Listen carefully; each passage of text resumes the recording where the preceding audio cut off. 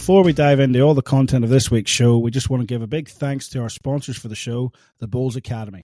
The Bowls Academy provide game-changing content to all levels of bowlers, helping them to take their game to the next level. Visit thebowlsacademy.com to find out more.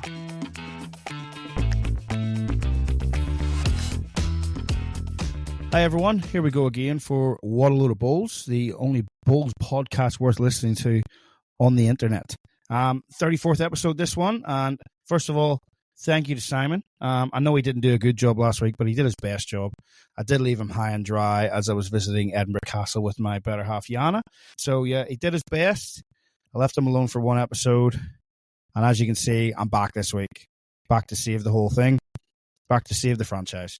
But here we go. Simon's not with us this week. He is very, very busy at work. So thank goodness for that for all of us. Hope you did enjoy last week's episode. We'll talk a bit more about that next week, hopefully when me and Simon get back together. But I will be travelling back from the UK too, so we'll see how that goes. But yes, Wayne Turley, two-parter. Wayne Turley, the player. Wayne Turley, the administrator. It was a great interview to do, especially with my role at Club Milton City, hearing Wayne Turley, where he came from, and being able to relate to some of that. So hopefully some of those administrators out there, full-time, part-time, volunteer, listen to that. Listen to what Wayne's gone through, how he built a culture at Taren Point. It's pretty basic. It's just being able to stick to your guns and believe in what you're doing and stick to that. So by all means, head back and listen to that one, folks. So yeah, do it some justice, and give Simon a bit of an ego boost. He needs the ratings, because from what I can gather, last week's episode was one of the worst listened to. But here we go. Another thing, thank you very much, Matty Keogh. I'm not too sure what Simon's been doing to me the last 2 weeks. I have been filming from overseas on a different device, and somehow I ended up with a lisp, which my wife has found absolutely hilarious listening back to the podcast. So I don't know if it was the device or whether Simon's having an absolute stitch-up as the producer, but hopefully this one's a bit better. We're trying a different device this week, folks, and I can guarantee, I haven't developed a lisp for those that have asked, and those others that have been a bit concerned, I haven't had a stroke. And no, I haven't. I have put my teeth in this week to try and talk properly. All right, so on my own. Let's rattle around the greens before we get into what's going on this week. So around the greens, we had the Hong Kong Classic on, folks. Now, it wasn't very well publicized online, especially with a couple of, well, it depends where you're from, I suppose, where you listen to, but from an Australian perspective, I didn't think it was really well covered. Bowls New South Wales did a bit of a wrap there because there was a few representatives in there, but I don't think there was much from Bowls Australia. I think a lot of that to do with the BPL as well, but they did have international selections away like we said. Simon mentioned last week, young Cal Hansen made it through to the final. Now, Cal lost out to Ian McLean of Scotland. Now, Ian he's no stranger to this level. I mean, he's been the Scottish representative at World Bowls and Commonwealth Games, so it just shows you the difference of, like, Australia sent a bit of a development team away to this, some up-and-comers. Scotland have mixed and matched, like sending Ian McLean. He's a pretty heavy hitter in the World Bowl, so well done to Ian winning the men's singles. The women's singles, some big names in there, but none of them really made it through. Congratulations to Rosita Bradbourne from the Philippines, taking out the singles winner over Cheryl Chan, who was a local from the Hong Kong club that is hosting the event. So that was your ladies singles. Then we go on to the men's pairs, and it was a double daunter for Ian McLean, taking out the pairs as well. Ian did that with his partner from Scotland, Darren Gualtieri, bit of an Italian influence there, and they defeated the English team of Harry Goodwin, who a lot of the Australians will get a bit more familiar with over the next couple of months when he comes out here to play. I think he's in the UBC in a couple of weeks' time. And also Tom McGuinness. So that was the English boys. And then in the women's pairs, it went to Canada, who again defeated England. Now, the Canadian pair will be very familiar to our Aussie listeners because both of them are residing there now. So well done to Kelly McCarrahan and Emma Boyd from Canada, who are both now out playing in Australia. And they defeated the English pair of Emma Cooper and Harriet Stevens. So there you go, folks. That was the Hong Kong Classic, over for another year. Very well run event, so it is a very popular event too for all those that go to it. Hong Kong, from what I can gather, listen to some of the people that have been there, it's one of the best cities to go to. They look after you, they treat you like royalty, so it's something for all of us to aspire to maybe get to one day. As we mentioned as well, BPL was on last week. Simon alluded to it last week, and it's been run and won. Absolute lots to talk about in this one. So first of all, the winners, Tweed Heads, 5 times have won it.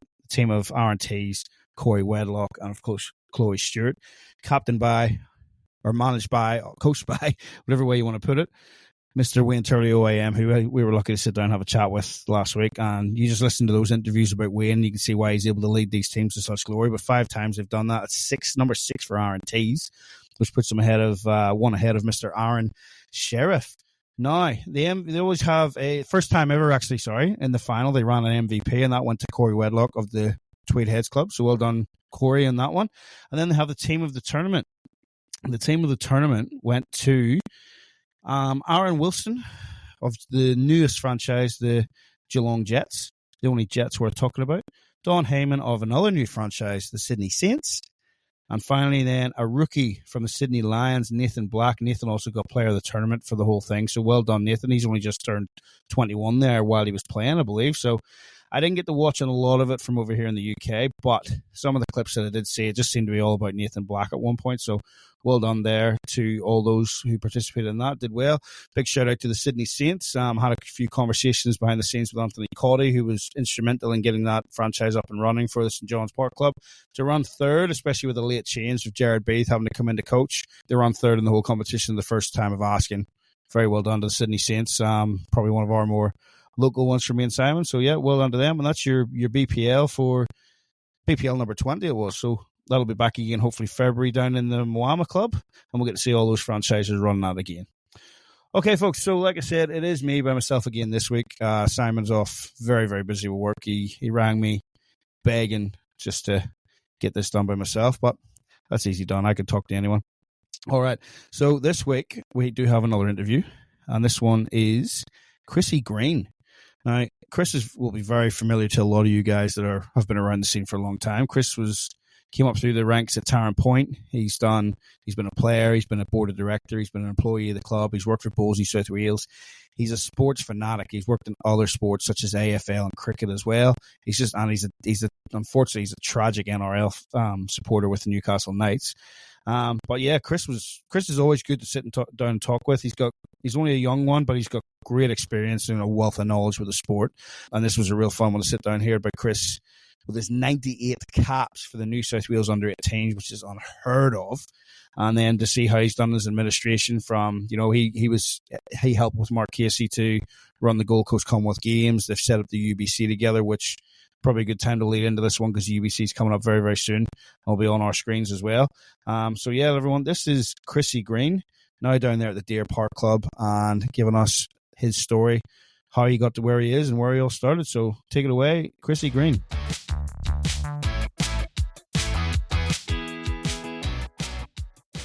Welcome back, folks. DJ and Simon here with another player interview. This time, very good player in his own right, but mostly known for his administration skills off the green. Very, very good one. This player, junior representatives, 96 games for New South Wales at under 18 level. That will be hard to be beaten if anyone can even get there. 5 years on the New South Wales Combined High Schools as a representative. New South Wales under 25 representative for 4 years from 2008 to 2012. Aussie Open singles semi-finalists, Queensland Open fours winner, Queensland Open triples runner-up. New South Wales titles, he's got 3 number 1 pennants, all with the Taren Point Club. A couple of interzones there as well, Club Challenge winner, Champions League winner, Premier League winner, under 25 singles winner, under 18 singles winner. Zone titles, he's won the singles, the triples twice, first one at the age of 13, fours once, and he's won all his zone juniors multiple. Lots of administrative roles and plenty of different sports too. Started off cricket New South Wales for some work experience. Then he was in Bulls New South Wales as a sport development officer, moving into the programs coordinator after a stint with Bulls Australia as a community development officer. He was the Taren Point Bulls coordinator and Bulls and partnership manager from 2017 to 2023. Commonwealth Games technical operations manager from 17 to 18. That's the one on the Gold Coast. So massive feather in the cap there. And a board member of the Taren Point Bowling Club from 2011 to 2017. His current position is at the Deer Park Club as the Bulls Media and Partnerships Manager. And he's a director of the UBC.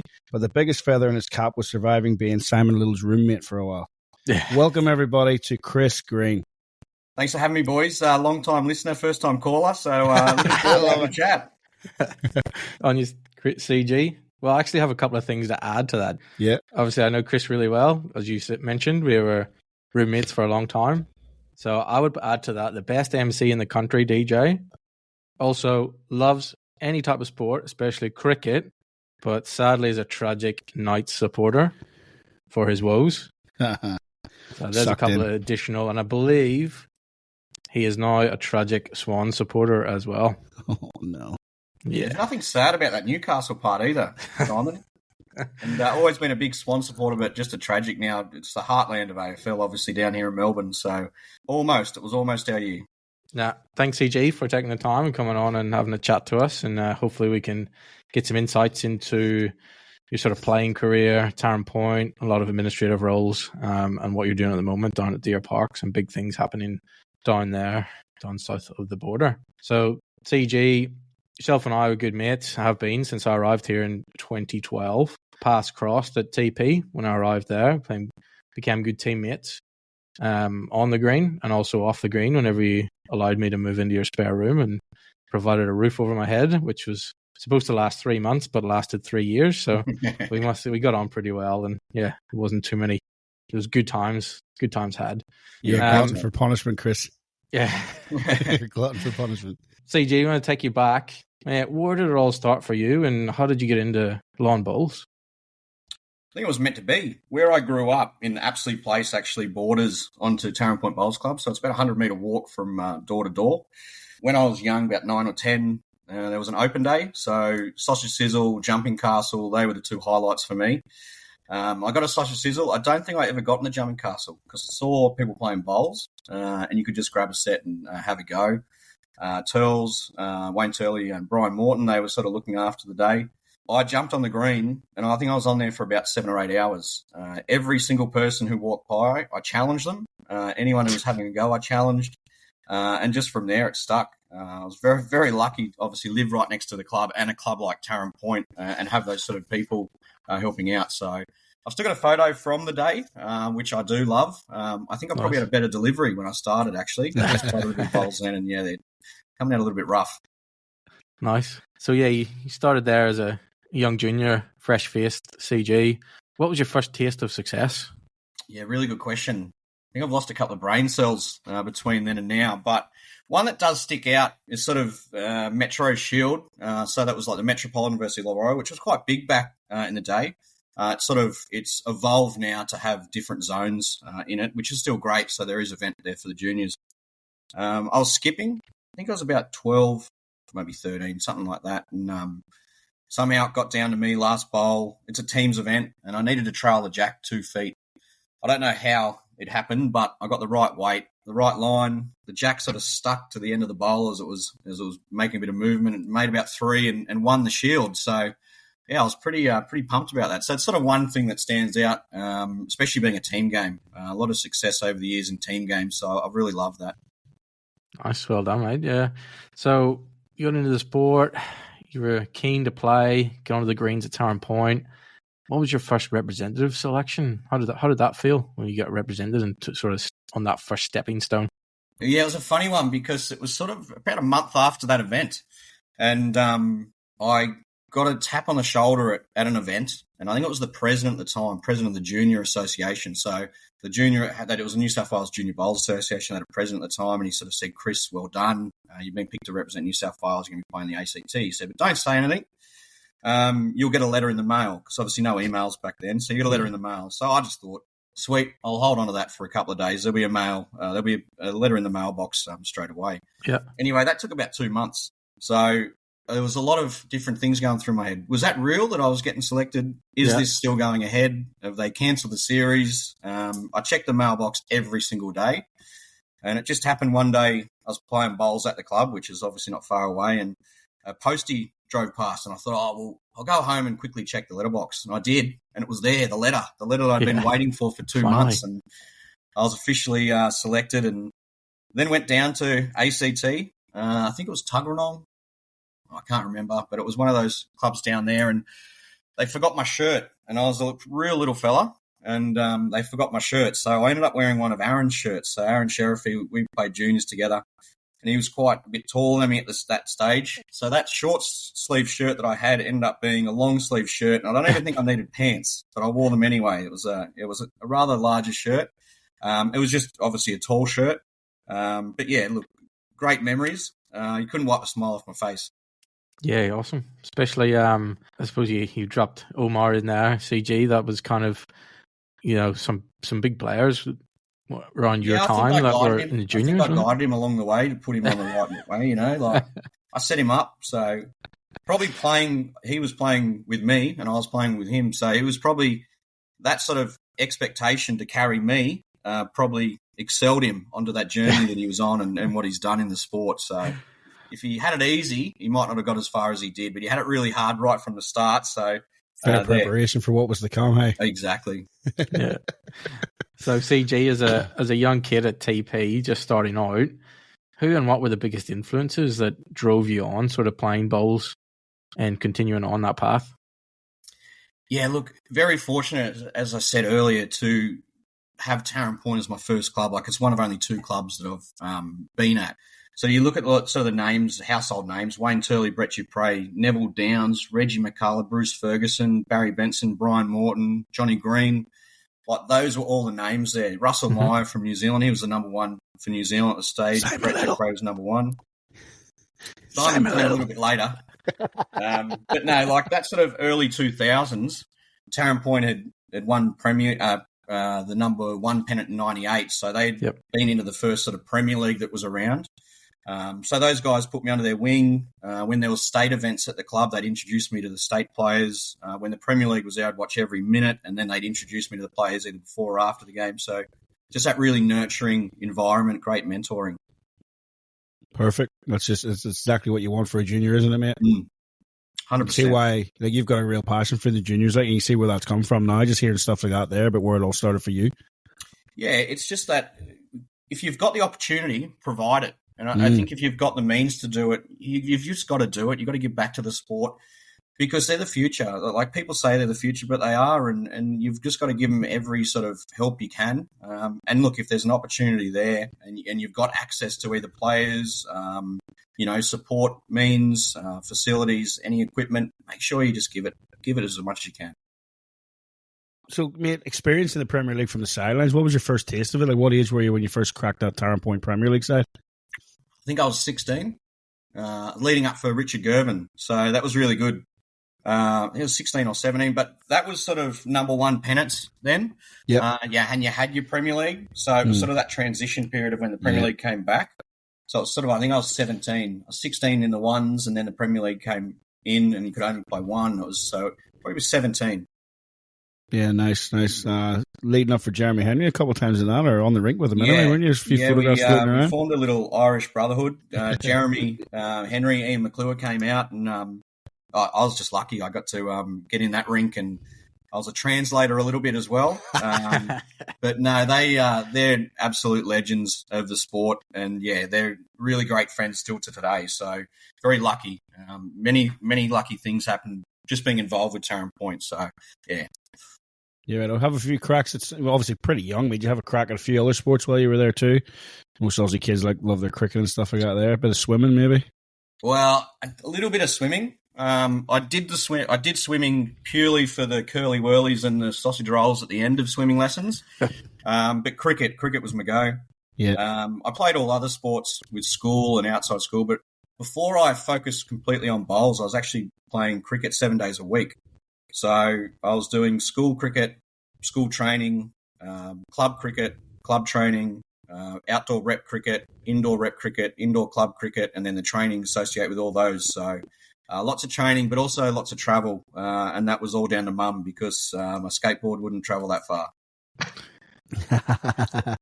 Very good.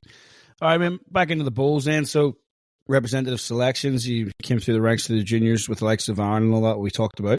I mean, coming up through the junior ranks and stuff with some big names like Aaron Sheriff, like you said, sort of you sent him on his way, mate, and a few others around there too. What was it like 20 years ago with those representative selections compared to now? Like, what was it like being able to play in those events, and what's the difference between back in the day, like some people say the good old days, and now, do you think?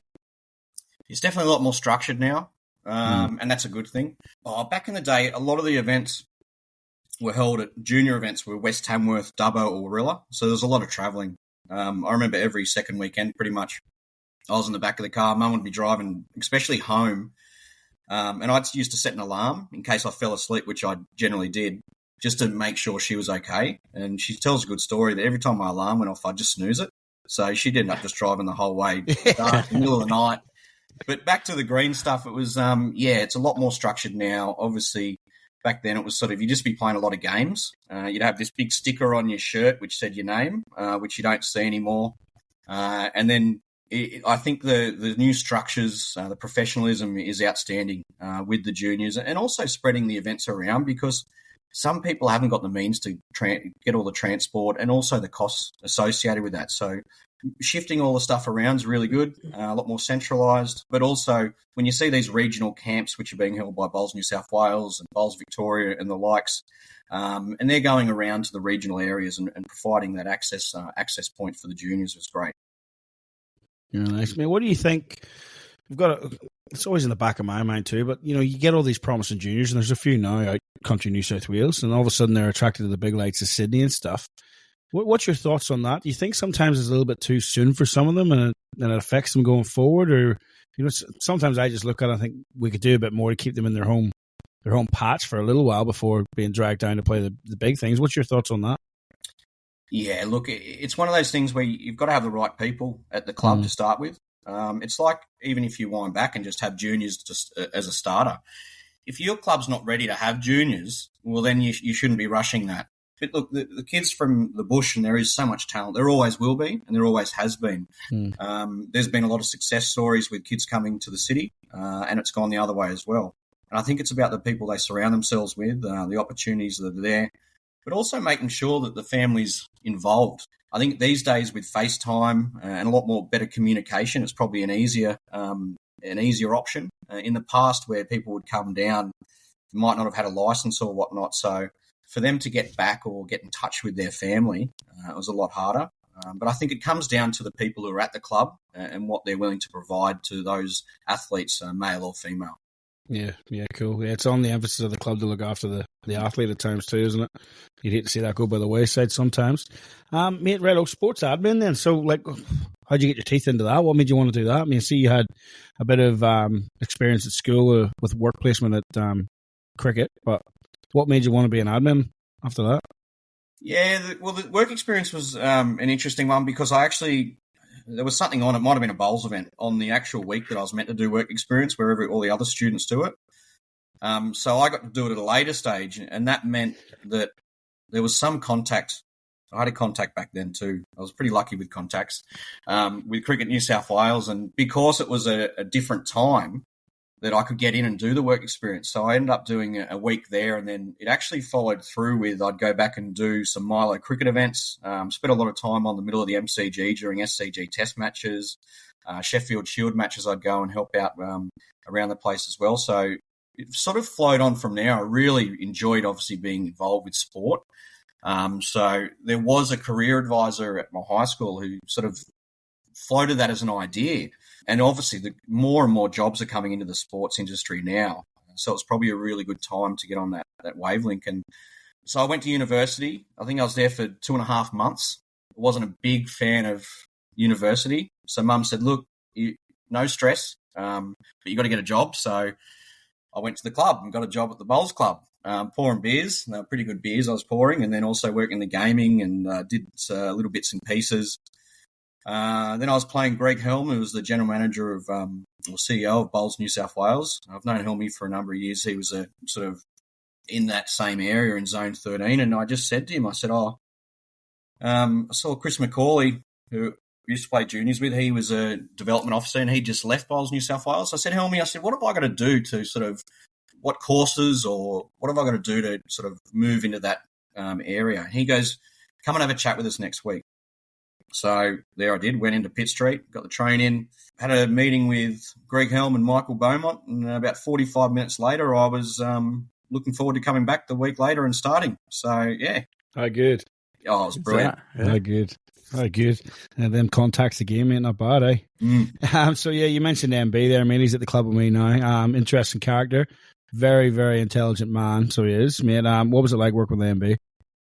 Oh, MB, there's not enough I can say about MB. He's a great mate still, outstanding mentor, and he was just a leader as a boss. He's the sort of boss who he teaches you everything, takes you under their wing. His sort of idea was if he's not there one day, then whoever he's teaching should be able to do what's there to be done. So he's not hiding away from anything. He's not keeping it to himself. He's involving, and he lets people evolve on the job. So, look, he's an exceptional leader. I think you're lucky. Your club's lucky to have him. And, look, MB is a character. But, look, there's so much with MB. His learnings and what he's learnt, the amount of books that he's read, the amount of studies that he's read. And he could read and read and read and read and just find a little passage from somewhere and link it to something and then combined all together, and it's all of a sudden it's really useful stuff. You know, he's a very smart man, and he loves giving back to the game, giving back to those people who, you know, support him. He's a big supporter of a lot of people in the game, which is great to see. Those development camps that he used to run for Bowls New South Wales, look, I think he's done a lot of good things and steered a lot of bowlers who were sort of going in one or two directions in the right direction. Yeah, nice. Okay, I mean, so that Bowls New South Wales role, am I right in saying you started with that Bowls Development Officer or whatever the title was, similar role at BA, and then back to be the programs coordinator? So talk us through that phase. What was the role like at Bowls New South Wales? What made you go to BA, and then what made you come back? Yeah, so pretty much, it was a transition period with the CDO role, so the Community Development Officers, which are now Regional Bowls Managers. They could have changed. I'm not 100% sure. But it was the start of the CDO program. So I was working with Bowls New South Wales Development Officer. And then what happened was Bowls Australia employed a number of staff around Australia, which were linked to the STAs. And because we already had staff with Bowls New South Wales, what happened was the number of the staff that we had then took those roles for different areas. So I was sort of Metropolitan Sydney. Mark Whiteman, great man. He was Newcastle Hunter area. Yeah.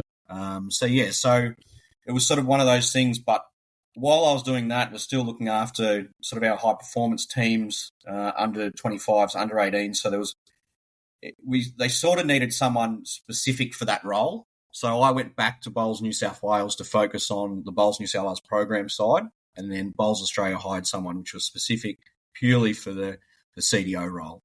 Yeah, very good. A lot of travelling with all that, mate, hey? Oh, heaps of travel. Well, before I worked with Bowls New South Wales, I didn't even have a licence. So that was another thing that MB steered. Well, it's a case of MB steering people in the right direction. He made sure I got my licence, so I had to get my licence. When I got my Ps, Bowls New South Wales flew me down to Wagga, and I picked up a car and I drove back. But, yeah, MB drove his scooter around. And, look, I don't blame him because, obviously, with me with my Ls and Ps, the front seat of the car probably wasn't a great place to be. He still likes that scooter, mate. Don't you worry about that. Oh, I'm sure. He's a bit of a hoon. Oh, he's a character. We went away to State Pennant last year down at Belrose, mate, and he's a character during the day, but as soon as those glasses of red wine start to go in, it gets better too. So he knows how to find a red wine, that's for sure. Yeah, he does, man. No, he's a great lad to have around, so he is. Okay, man, so you got to meet a lot of bowlers at a lot of different clubs over your time at Bowls New South Wales. Can you describe the variety of clubs that are out there? Maybe the different challenges that some of the smaller ones have to compete against and some of the bigger ones have to compete against? Yeah, look, I mean, working with Bowls New South Wales, we saw all sorts of clubs, small, large, in the middle, volunteer run, professionally run, a mix of both. Some clubs that were standalone clubs, some clubs that were sub-clubs, some which were heavily financed, some which were sort of putting the hand out for their members to help out. The ones that I really liked were the volunteer-based clubs. They're the ones which had the most challenges, but the most passion that I saw was some of those country clubs with the volunteers and just what it meant, you know. When they're welcoming you there to their club, it's like they're opening their home to you, you know. Yeah. They're pointing out every single bits and pieces. And they might have just got a grant for like a smallish grant and did up a little part of their club. But that's the highlight of what could be there a year or decade that, you know, 10 or 15 members and volunteers have helped out to create that special part of the club. So I think a lot of that goes missing with the bigger clubs. But, you still do see a lot of great volunteers at the bigger clubs, purely based on the numbers of the members. But the littler clubs in the country, I just loved visiting those clubs and hearing their stories too. There's without offending too many people, there seems to be at times there's a lot more passion in those ones. As you said, it's like they're opening their home. They're very community centric in those smaller community ones. It can get lost in the city a lot. But I do know some of the bigger clubs have gone through cultural reviews and they're trying to bring that sort of back and stuff. But you're dead right with those little ones, aren't you?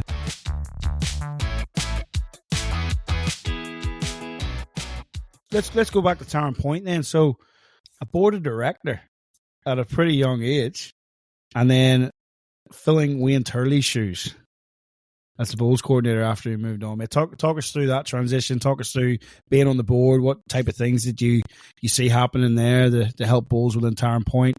And then, obviously, once Mr. Turley moves on and somebody's got to fill those shoes, you were the man to step up and do that. Yeah, well, I think the board position there was a vacant position and there was going to be some voting. And I was working behind the bar and I just started working at Bowls New South Wales. So I thought, well, this is a perfect opportunity. I love the club. And look, I was pretty raw in the way that I'd probably say I didn't understand the role back then. But I did learn very quickly. And with MB as my mentor, he got me reading bits and pieces that linked into what the board needed. But the board was very progressive. There was a lot of great people there and supportive. We've been lucky with a number of really good general managers at Taren Point Bowling Club. Liam Rogers, Dave Moorcroft and Timmy Wolf right now. So they've been very fortunate. And then the boards surrounding themselves there. So a lot of strategic plans. They kept on top of everything. Operational stuff looked after by the general manager, of course. But the board were all passionate. So I think that's what it comes down to. And that's where, leading into when Turles headed to Tweed, I think the writing was on the wall with Bowls New South Wales. They knew how passionate I was about Taren Point. So when I rang Helmy, he already knew pretty much. I just asked him, I said, what would be the process? And he goes, mate, you just let me know. And look, we fully support you. So that was really good. Both he and Michael Beaumont supported me with sort of my proposal for the role at the club. And from there, the rest is history. From the outside looking in, it's probably the best transition you could have had. It's always a tough gig when someone of Turles' stature leaves a club like that there.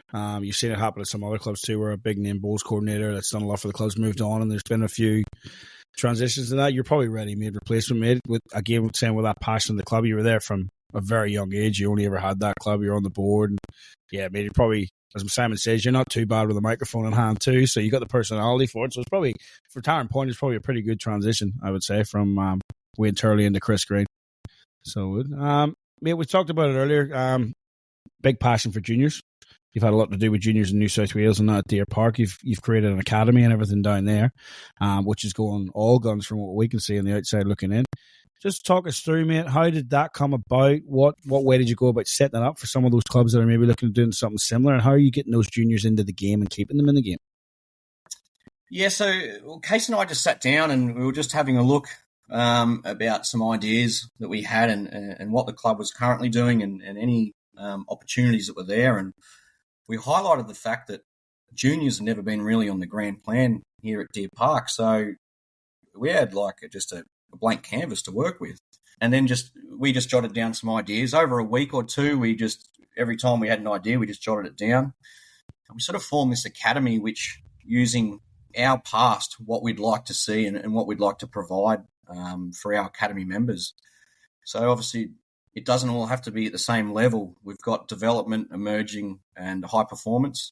We've got some really young athletes at the moment. I've got a couple who come every Friday who are homeschooled, and they're 7 and 9, and they just use the Jack Attack bowls and love it. Half an hour every Friday, and it's just that sort of getting them into the game. Yeah. And then on the other scale, we've got Ellie Dixon, who plays for Norfolk Island, Bailey Randall, Harry Coleman and Addie Ryan, who are all Victorian under-18 representatives. And just the short period of time, just the growth in those athletes on and off the green, the personal growth has been amazing to witness, because one of the things we highlighted early on was we don't we don't just want the best bowler. We want the best person. So we're going to work on and off the green. We have the health and well-being sessions every once a month. So that works on sort of healthy mind. So it really helps them away from the game. So one of the sessions we did was if you're not selected or you're not winning, are you still achieving? So are they achieving, ticking off bits and pieces, ticking off goals that they set? So look, if they've tried their best, yes, they've achieved. If they prepared, if they treated their opponent with respect, all along those sort of lines. So we want to make sure they're good people and not just good bowlers, but they're ticking both boxes at the moment, which is so good to see. Love it, mate. Love it. CG, that's sorry, DJ. That's pretty refreshing to hear that it's not just on the green kind of training drills and that's it for your juniors. That it's thinking outside the box and it's thinking to something that's current in today's age, which is looking down the mental health kind of aspect as well, which is at the forefront of everybody's mind nowadays. And I think that's refreshing to hear that there's bowls clubs out there like yourselves that are thinking outside the box to other things, not just let's get them down and doing drills on the green, that you can actually provide and help and guide juniors in other aspects of not only bowls but their life as well. So really refreshing to hear that. Yeah, look, that's yes, you're so right, Simon. And that's one thing that we really wanted to focus on, and that's where we made it a youth academy as well instead of a junior academy, because we do see those athletes who are sort of 17, 18 sometimes get lost in the system a little bit, and they need that extra support, especially you've got kids who are going through HSCs or just starting to get a trade, or they've got a job or they've just finished school. There's a lot going on at that sort of age, and that's where we want to try and provide as much support. So we're lucky that Mark and I and Nathan Bush, who you know well, Nathan Bush, who's one of the most incredible coaches going around, a great player in his own right. He's involved as well. And Nathan's a principal of a school. So to have that sort of aspect as well is really good. And we involve the parents in a lot of the discussions as well. So when the athletes are on their way home or they're on their way to the club, they can continue those conversations. That's good. It's good to hear, CG.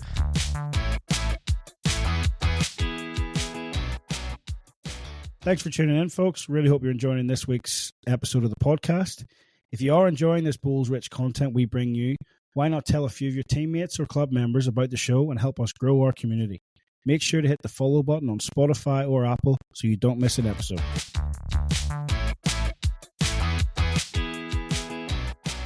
So, CG, over the years that you played at Taren Point, looking back on those years from a young boy up until you made the move down to Victoria, you had a taste of success along the way and plenty of successes at various levels. What do you think were some of the highlights at Taren Point, CG, from your sort of playing days? Well, the three-peat, that stands out. Yeah, look, just going back to the early days we were talking about in 98 when they won the number one Pennant, and I started just after that, and seeing the guys play the Premier League, playing as a group, it gave me that early view on lawn bowls that it wasn't an old person's game and it wasn't just one-on-one or 2 versus 2. This was a team sport. So with the victories we had in the number one Pennants, the Champion League victories, the Premier League victory, like those all stand out because it was a team. It was the 12 players on the green, but then also the spectators around as well. Like we used to, you can remember, half of the games felt like they were home games when we were playing away because we had that many spectators. Yeah, that's right. Yeah, so plenty of lower grids. All those ones stand out more than any individual or even sort of your pairs and triples or fours titles. I think it's all the Pennant or Premier League or Champions League victories. Yeah, like we had plenty of success and like those magical 3 years in 13, 14 and 15.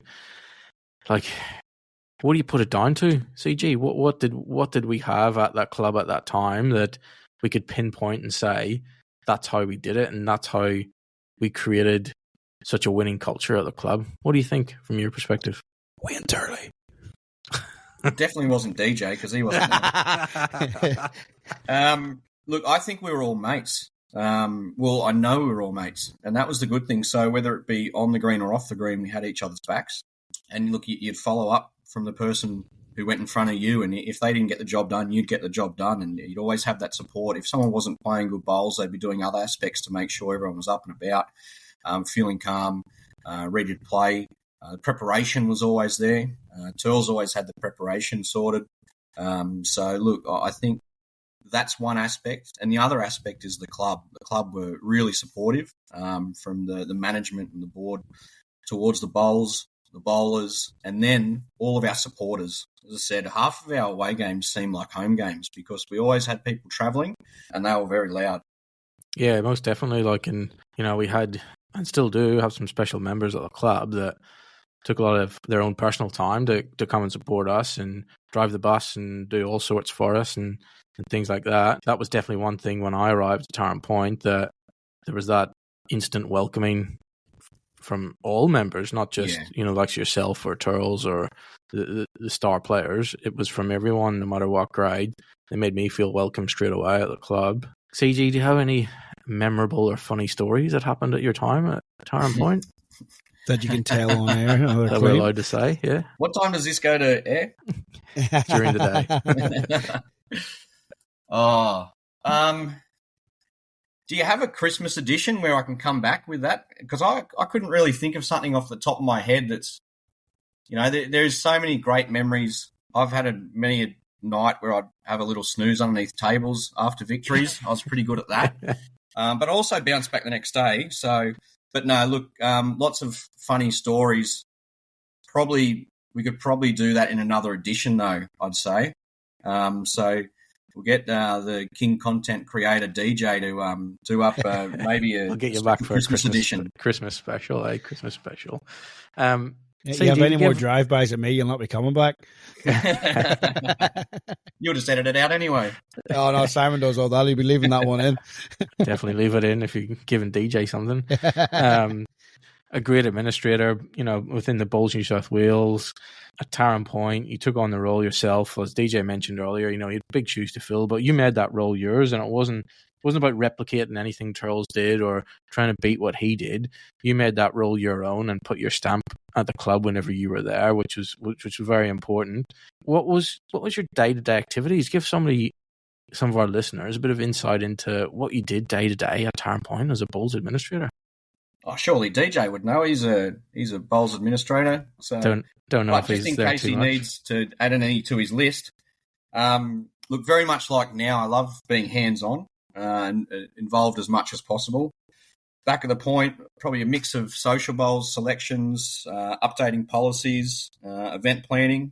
There was sponsorship, helping out the greenkeepers on occasions. Never with the wheelbarrow, though. Always with the shovel, because I was no good with the wheelbarrow. Because there was no reason filling it up if you're going to drop it. I'm the opposite. I'm not allowed to throw anything on the green because I throw it on too heavy. There was plenty of annoying Wolfie, the general manager, with random ideas. Some of them stuck, and some of them he just sort of smiled and said, we'll talk about that next week. Look, emceeing events in some of the big raffles, club championships, school bowls, committee work, and stock take, which was meant to be monthly. But I think I got away with twice a year. So, yeah. But look, there was plenty happening. It was a great place to be. Yeah, enjoyed every minute of it. Awesome. Being an administrator at Taren Point and currently now at Deer Park, and there's plenty of personalities at a bowls club, CG, that you kind of have to manage along the way. What are some of the biggest challenges you face as an administrator within a bowls club? From people to governance or whatever it may be. What are some of those big challenges? Yeah, well, it's all man management. It's like you see it's just, as you said, there's so many different people, different abilities, different backgrounds, different experiences. It's just about managing people, letting people have their say, but in the right way.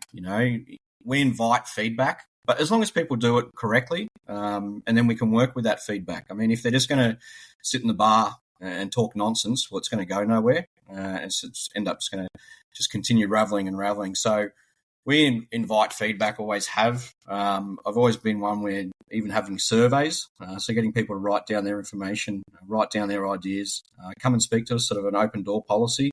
Yeah, letting people have their say as long as they do it the right way. I mean, they're sort of the main sort of things that you're going to look at. You've got to have a bit of a thick skin at times and just make sure people aren't picking on you as much as it might seem like it sometimes. But look, if you've got someone who you don't get along with, just sit down and have a chat with them. Have a coffee, or, find out some common ground and then go from there, because you're not always going to be polar opposites. Find some common ground, and then you work out how to deal with any issues that they might see or you might even have, it's best off just chatting about it instead of letting it simmer. Probably the biggest challenge, though, at Taren Point was come zone pennant finals. And was making sure the greenkeepers got all their work done while those barbecues were wafting the smell of sausages, bacon and eggs over the green. No, full credit to the boys. They did and they continue to do an amazing job at Taren Point, and they deserve their 5-odd mega burgers they have once they get the greens all prepared for those big occasions. Very good, CJ. Some good advice there when it comes to managing people and members. Can you relate to any of that, DJ? Oh, a little bit, yeah, definitely. It's all pretty similar. So it is with the rules that we do. Right, mate. From there, moved to Deer Park. How'd that come about? Yeah, so my fiancée Liz, she was from down here in Victoria, so it was always probably going to be on the cards, move one way or the other. Mark Casey, great mate, he was already here at Deer Park. So just speaking with Case, and Case had a word with David Thompson, the general manager of Deer Park Club, and just to see if there was a possibility or a role here at the club. And a salary cap space. Yeah, look, there was. I'm a volunteer, so do me a favour.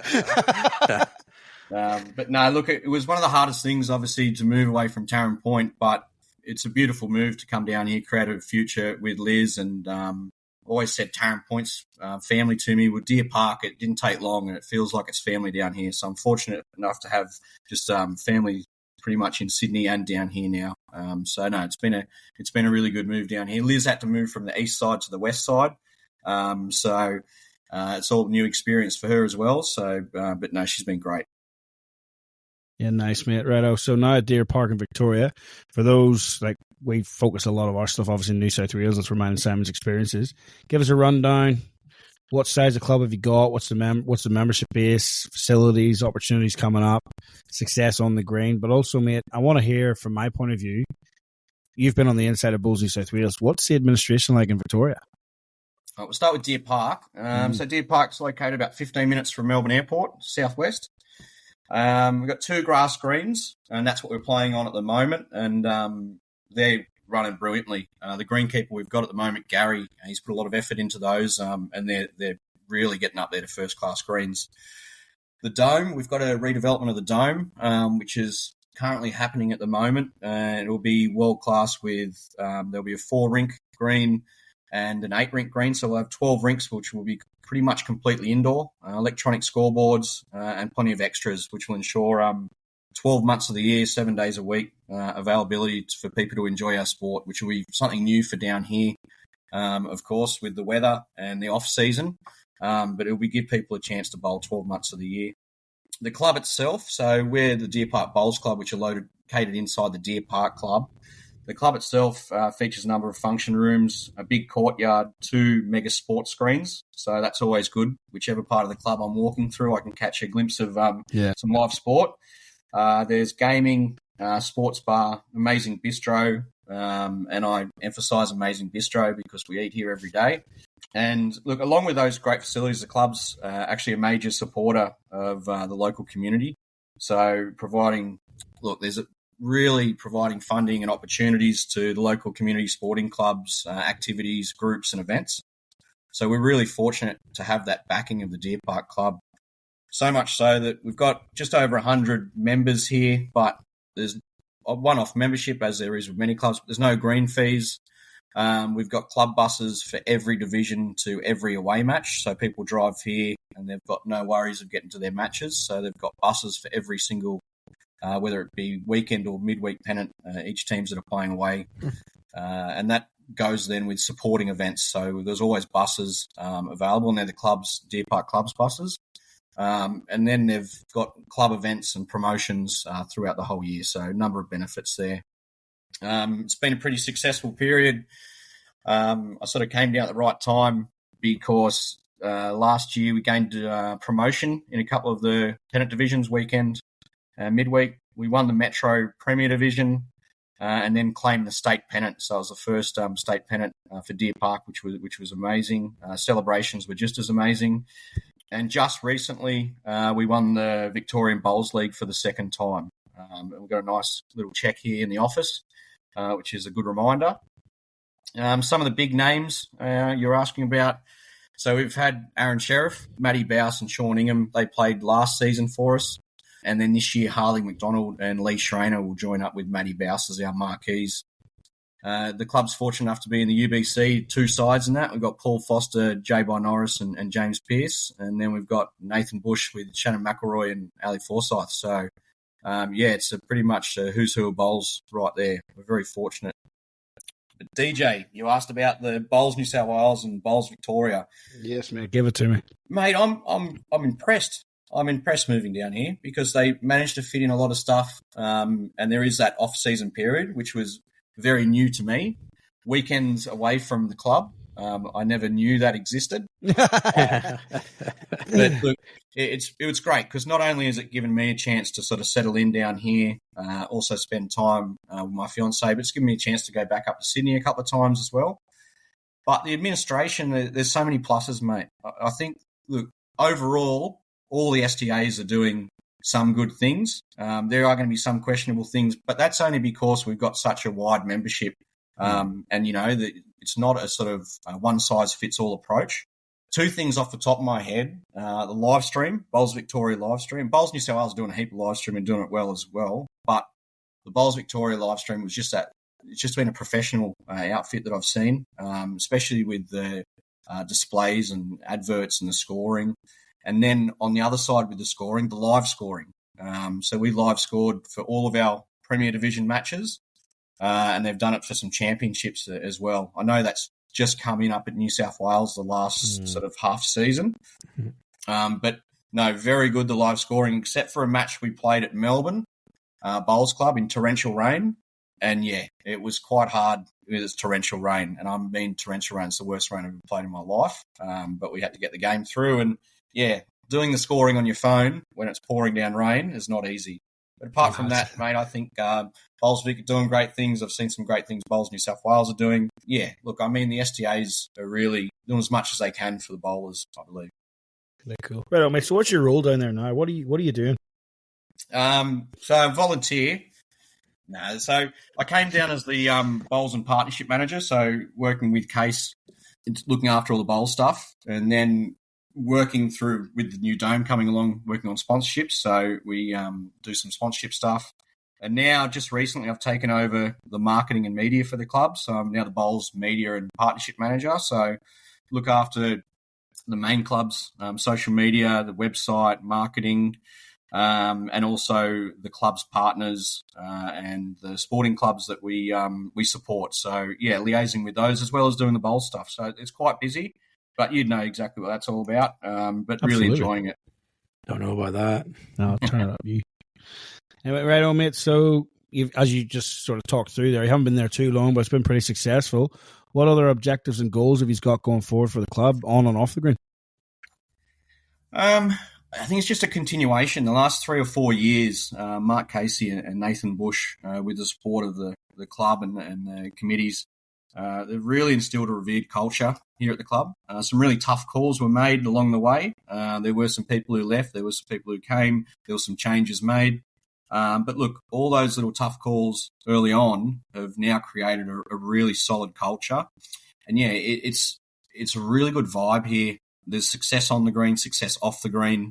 So it's just about continuing with that. You don't want to tinker too much with it because, as you know, when you're in a good place, you've just got to work with that continuation. You don't want to make any dramatic changes. You still obviously take a lot of feedback on board. But the work that Nathan Bush and Mark Casey put in the last 3 to 4 years, we're just rolling on with that now. Nice. Okay, we're going to jump around again. We're going to go everyone's aspiration when they play bowls, World Championships and Commonwealth Games. To me, that's the pinnacle, right? A lot of guys we get to talk on here have actually got to play at the Commonwealth Games. You haven't. but you got to run the Commonwealth Games, mate. Talk us through that. How did that come about? Second best DJ to not being able to play. I think well, I would mate, put my hand up for that. Some of us would say that's just as good, mate, because you're in charge of the whole thing. Like, I was pretty envious when I seen you getting it, mate. It was how did that come about? Yeah, well, once again, it's people you know, I guess.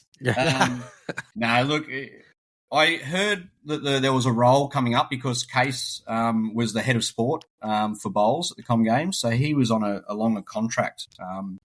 And then there was a 6-month role coming up, and there was a couple of 4-month roles coming up, and I was pestering him pretty much every single day. He told me way too early that there was a role coming up because I pretty much pestered him every day for about 2 months until this role got advertised, and then was asking him questions. He could only answer a certain amount of questions because I had to go through Commonwealth Games Association screening and interviews and all that sort of stuff.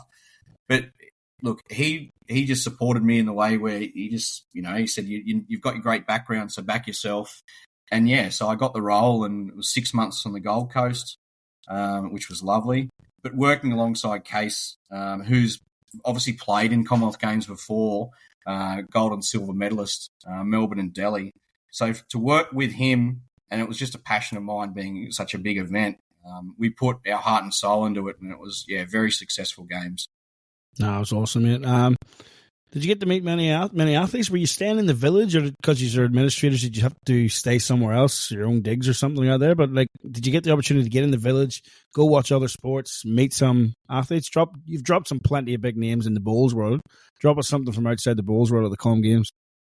Yeah, well, we had a lot of athletes who came and watched the bowls, but we were super busy. I mean, we were getting there sort of 5:30 in the morning and leaving 10:30 at night. And I mean, that was 2 weeks in a row, doing that every day. We were fortunate enough where we stayed at the hotel pretty much across the road from the bowling club.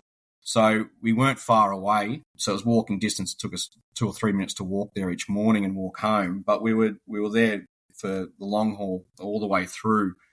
We didn't really get to meet a lot of athletes. We did see a lot come in. A lot were there to support the Aussies, which was pretty impressive. Prince Edward was there though.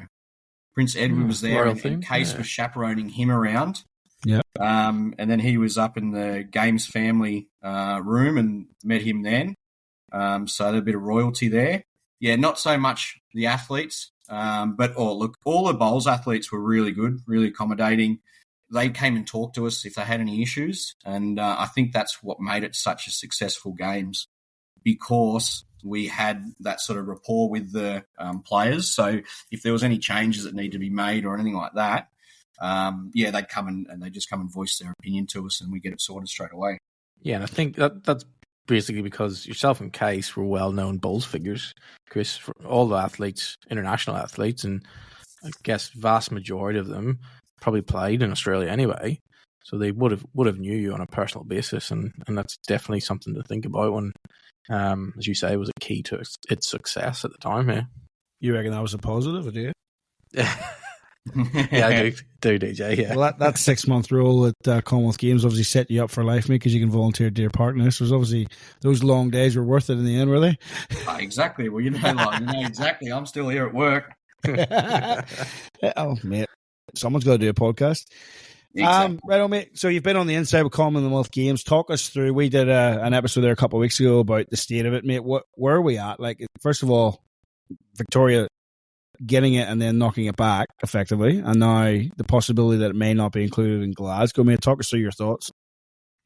Yeah, look, that was a tough pill to swallow. Even though at the stage when it first came up, I was still in New South Wales and then moved down here. So you still moved there after all that? Unbelievable. It was sort of one of those thoughts in the back of my head that potentially I could have another crack, but I mean it was a far off sort of thing. But look, I'm really happy that Scotland's picked it up, that Glasgow's picked it up, because I think it's one of those things that needs to stay on the international calendar for sporting and the Commonwealth Games. And look, I think it's only ever going to be at venues now or places that have held it or have the infrastructure, have the facilities, because it costs a heap of money, and it needs to be places where there is not that extra spend. there's always going to be an amount of spend, but trying to keep it a little bit lower by having your infrastructure there, have it on a rotation of countries who already done it in sort of the last sort of 12 to 16 years, because there is some venues which go overboard by and blow the budget by trying to build everything, and that's where they get in trouble.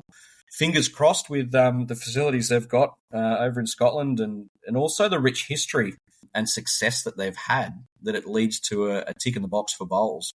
Because, I think if the Scottish Commonwealth Games Association are going through sports that they've got success at, well, bowls is definitely one there to tick. So I think that's one that, look, I'm just trying to look at all the positives there for our sport, because I'd love for it to be included.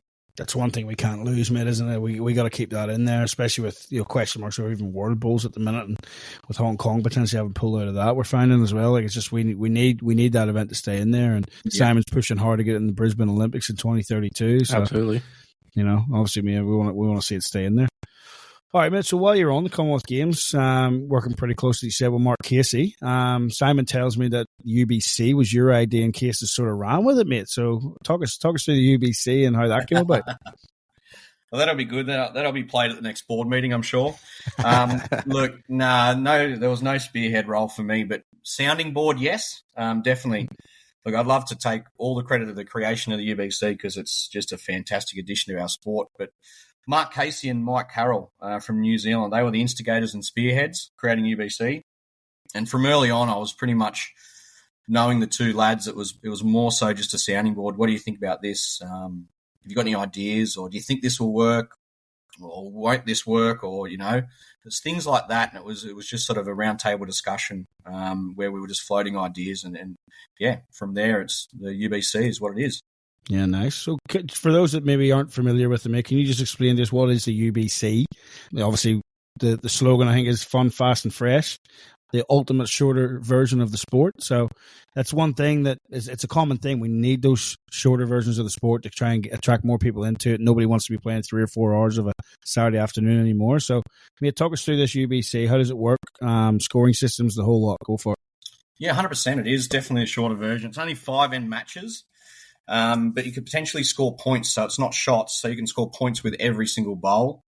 Each touch is worth 3 points. Team holding shot at the lead and skip crossover is 3 points. At the conclusion of an end, there's 18 points on offer, 10 for the shot bowl, 5 for second shot, 3 for third shot. You get first, second, third, 18 points, ultimate end. There's plenty of points being scored. We've got TVs at both ends of the green, which continually update. So we've got a marker for each of the games. They have a tablet, and they input after every bowl, which is first, second, and third. And the technology behind the UBC, it automatically updates the score from that. So if someone comes down and puts a toucher, there'll be a graphic on the screen, toucher. It'll either be orange or blue for whichever team's using that coloured bowls, and then the updated score. So it's really good for spectators. It's good for the bowlers. It's just good for all the people involved. Not only that, we've got franchises from all over the world. And then we've got a draft night, which is, it's really exciting because people enter the draft and then they can be selected by teams. Teams can pre-select players at a different value of their entry. And then we've got wildcards. So even if someone maybe might not have the greatest of bowls resumes, like Simon does, but someone else on the show, they could potentially get picked up as a wild card. And he then tried, they get it didn't work. Oh, did you? There's a reason for that, DJ. Oh, stop it, you. Yeah, so look, it's like anyone can be involved in it, and that's the great thing. And look, the spectators at the venues have really been picking up, and we get people there watching, and we've had people tuning in who have told us they've never watched bowls in their life.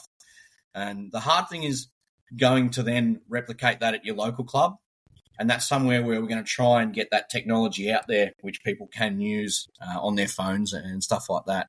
That's the next step. Oh, man, for your normal bowler that's played every day for 20 odd years, or even more than that, like it's certainly a different concept. And those maybe reading it on paper might think, "Jeepers, what's going on here?" But you guys have certainly covered it, as you said, with the technology. You've got that right from the start. So guys that tune in, it doesn't take long to catch on what actually is going on there. So he's done a pretty good job with it, mate. So When is this next event, and how can our listeners get involved with it? So next event will be at Dandenong Club in Victoria, so December 1st to 6th, so not far away.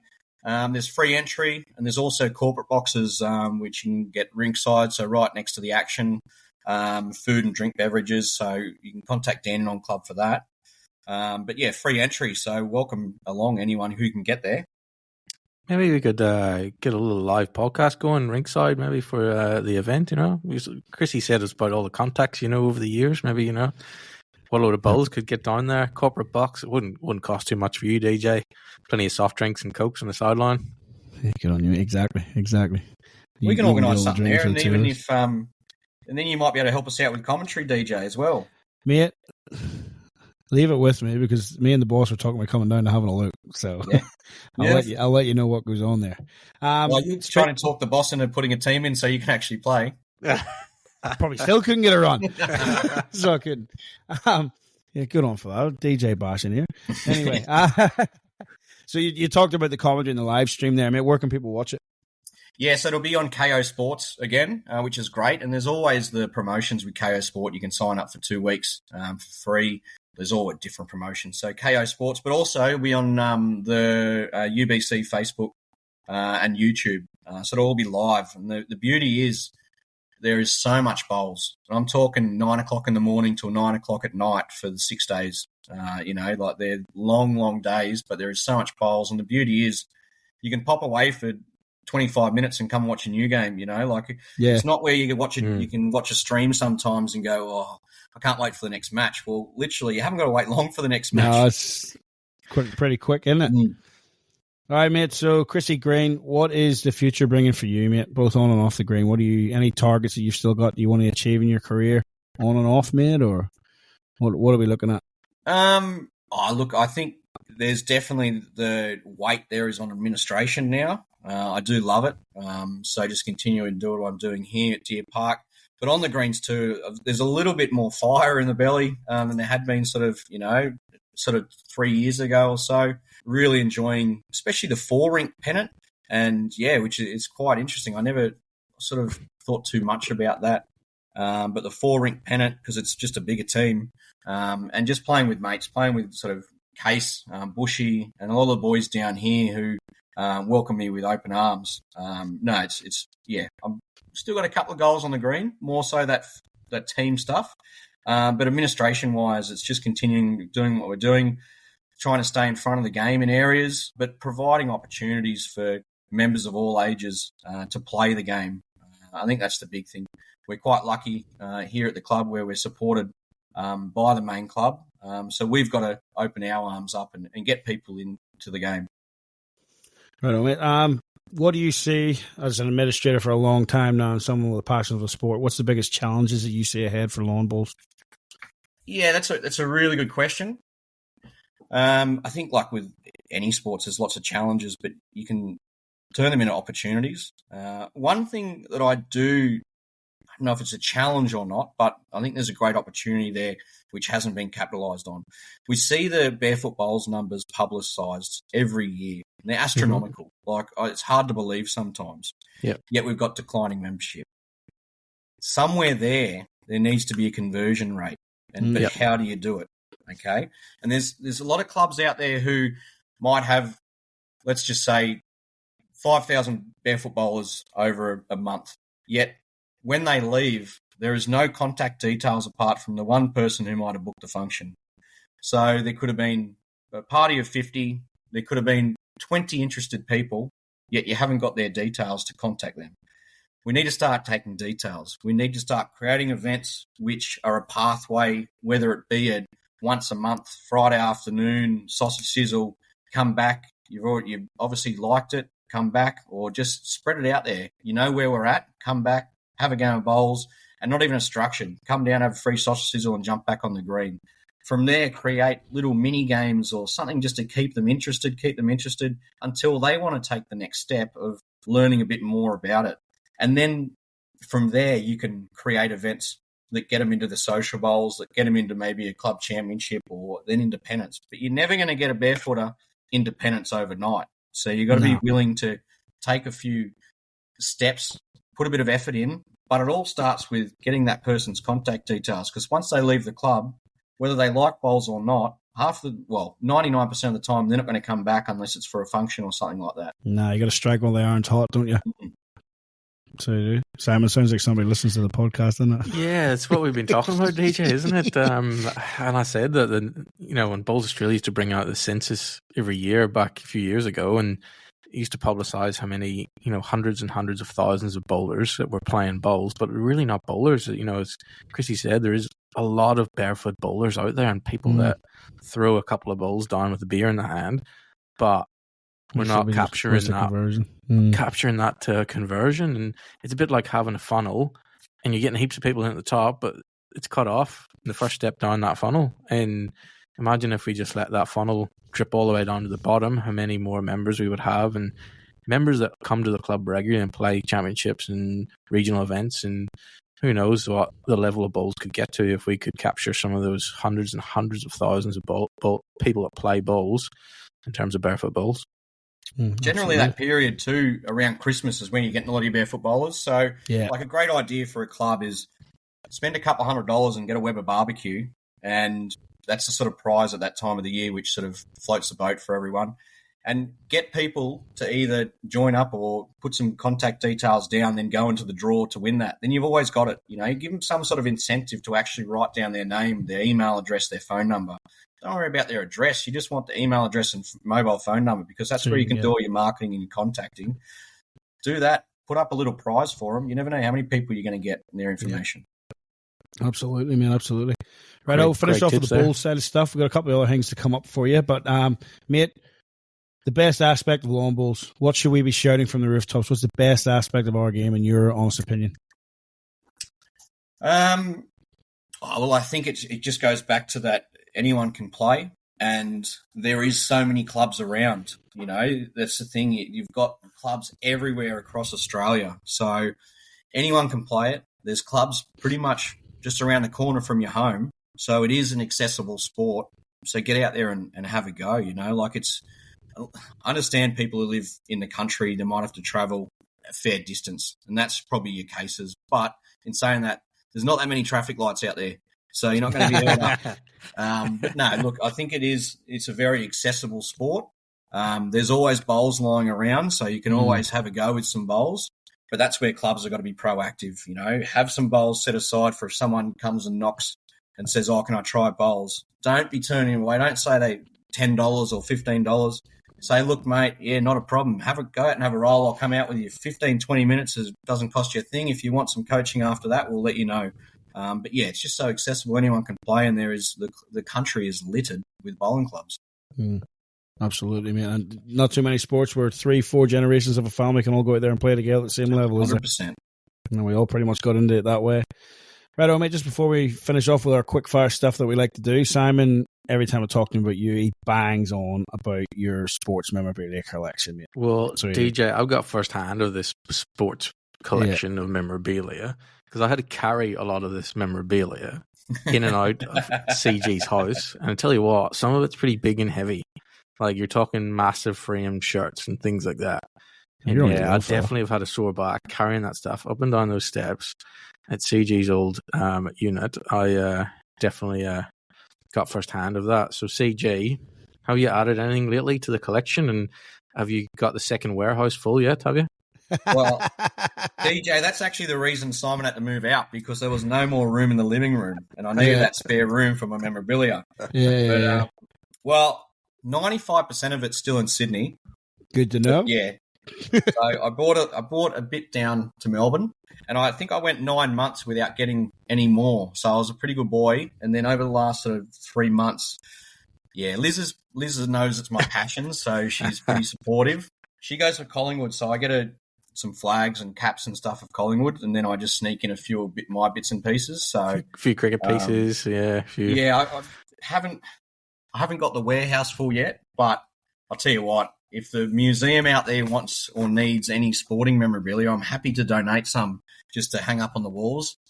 I think when we get the dome redone down here, we might do a redevelopment of the sports bar, and I think I might fit the place out as well. Nice stuff. What would you say, CG, is your top few pieces? What's some of the big pieces you think? Oh, that's good. I'm glad I got that. Yeah, look, the big pieces. Probably don't want to say too much because people know where I live. But what I'll do is I won't say the big ticket items. I'll say the ones that probably have a bit mean of the most to me. me. Yeah. Yep.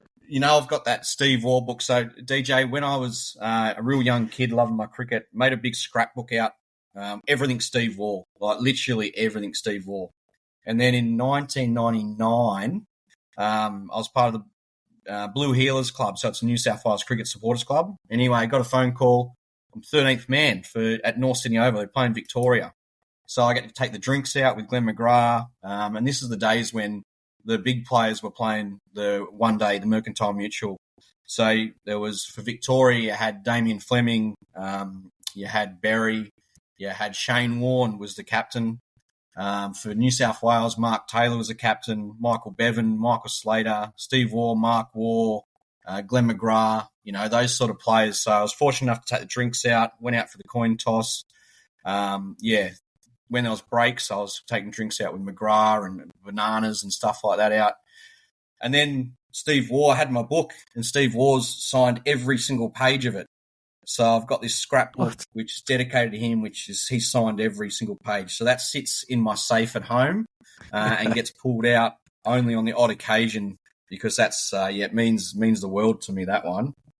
Another cricket piece would be I've got about 20 signed and framed cricket bats.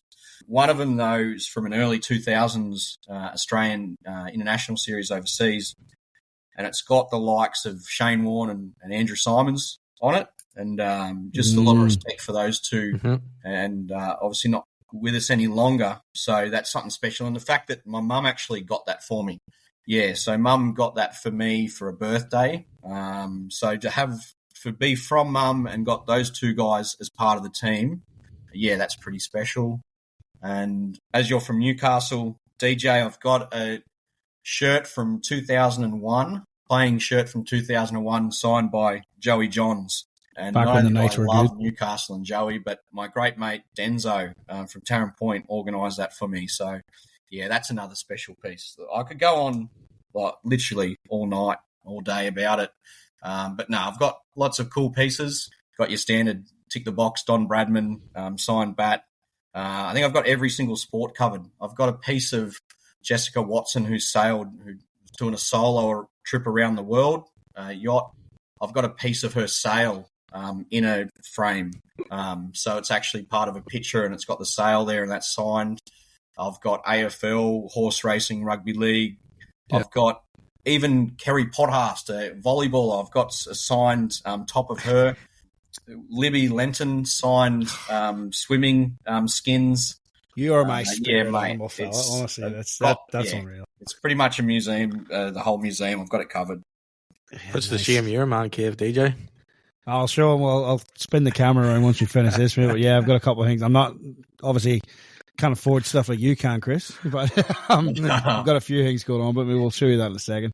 Right, buddy, mate. This has been an awesome interview. We're going to finish off with some of the quick fire ones. Not quick fire, like we're not expecting quick answers, but just some of those basic questions that a lot of people around the place want to know. So, your standard make, model, size of bowls. Henselite XG size 3. Nice. Best greens you ever played on? Taren Point. Favorite player to play with? Played with plenty of greats, but I'd have to say Ali Forsyth. Shocked. I thought you were going to say Simon Little. There you go. So he's player second. You hate to face? I'll say David Axon. He's fierce competitor. I don't like playing against him. I'd prefer just to be sitting on the bank having a chat with him as opposed to playing because he doesn't like talking much when we play. Old Axon. Oh, he's a teddy bear. Not unless he's having a whinge about something. Right on, mate. Favourite club to be at? Look, it's got to be either Deer Park or Taren Point. Both places filled with what I class as family. Yeah, we've only had those two mates, which is obviously pretty close to your heart. Best friend off the green? Special one here, and that'd be my great mate Denzo from Taren Point, life member. He turned 80 this year. Big Denzo. Very good. Hobbies off the green? Sport. Yeah. But also Bunnings. I'm a frequent flyer at Bunnings now. Love it. Yes, I know. I find problems to fix. So, there is no problems half the time, but I'll just create it. And whether I've got to trip over something or, kick something or even take a screw out and pretend it's missing, I'm a Bunnings frequent flyer. During COVID lockdown, I miss it. I averaged 9 trips to Bunnings a week, so it was incredible. I love it. Favorite footy team and code? It's equal now. Swans AFL and the mighty Newcastle Knights in the NRL and NRLW too, because we're going just as good. We've got 2 trophies in the NRLW. Yeah, well, I suppose with teams they got there, you got to pick what you can for winners, eh? When you were younger, play any other sports to a high level? I know we talked about cricket, but yeah, I'm assuming cricket again. Yeah, cricket. Yeah. Favorite food? Salt and vinegar chips. Favorite drink? Greggy Norman's. Favorite holiday location? Look, overseas would be Hawaii. I've been there numerous times. But in Australia, probably Great Ocean Road or Uluru. Beautiful down there. CG. I've never done Uluru. I've done the Great Ocean Road. Beautiful. Sorry to interrupt this, but I thought you were $1.01 to put Northern Ireland. You've been there. Mate, I do love Northern Ireland, but you know where they lose points? The first time I went over, they lost my bag for 6 days. That was where Ian McClure came in very handy because he lent me his gear. But, 6 days I kept looking out the window, and that postie, I reckon it was the same postie who delivered my selection letter. Oh, dear.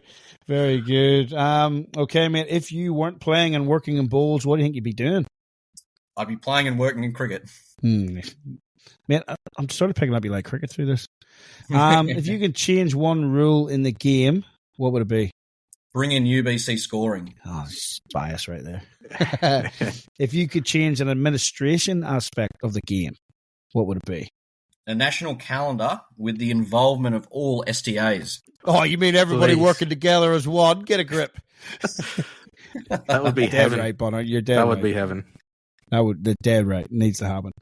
Okay, advice for clubs out there trying to attract new members. Look, I think a lot of people think a long way away from their club where they need to be looking at their club members. So the majority of your club members will have family members or friends who have never tried the sport. Use your current members to sell your club and sell the sport. If you've got family and friends coming with a member, that member will be able to show them around, show them all the facilities, show them bowls, but also it'll be in an environment which is not foreign to the visitor. So they'll have someone they know at the club. So it's that perfect connection point, and also very minimal cost in that and very minimal advertising. So for a club, they've already got the assets there. Use them. Best form of advertising is word of mouth, isn't it? Yep. Absolutely. Right, mate, final one, the big one. Rate the What a Load of Bulls podcast out of 10. Out of 10. Out of 10. What's a good score? 10 or 0? He's on to it. It's 10. 10's the top, mate. All right, I'll go 11. Nah, I like it, mate. Chrissy Green, thank you very much for giving up that time, mate. I know you've worked a nice 12-hour day there in the busy Bulls office down at Deer Park. Mate, thanks for giving up the time. It's great to have. We've had a few players come on here and talked about the elite level of playing. It's great to hear what you can do as an administrator too, mate. I can relate a lot to it. There's, it's great to see your passion for the sport, mate. That's never going to dwindle. So for everyone listening, this is the future CEO of World Bulls. I'm calling it now. I'll back you in, mate. So once Neil decides to move aside, mate, that's your gig, I reckon. Mate, thanks for that. All the success to you, Mark, and Deer Park in the future, and mate, hopefully catch up with you soon. Thanks very much, boys. It's been an absolute privilege to be on the show, and I'll save a seat for you at the UBC. I'll save a commentary seat and a couple in the corporate boxes. I'll work on that, good, mate. CG. Yeah, we'll look forward to it, and look forward to the next Greggy Norman at Taren Point too. Beauty, boys. Cheers. Thanks, mate.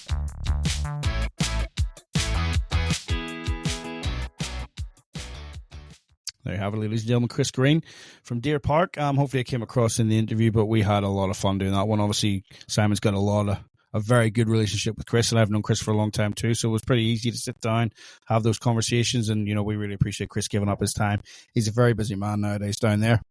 So to get that time off him to sit there for a while and just have a chat, talk about his career, where the game's going, how he thinks we can help it and things like that, it was really good. So we will dissect that more in the coming weeks when, like I said, I get back home from the UK and me and Simon can actually sit down together at an appropriate time and do these things. So, but that's all for this week, folks. We'll be back again next week with some sort of a podcast, depending on how things go with my travel back from the UK. So, as always, keep that little disc on the inside. And for Simon Little, good luck on the greens, everyone.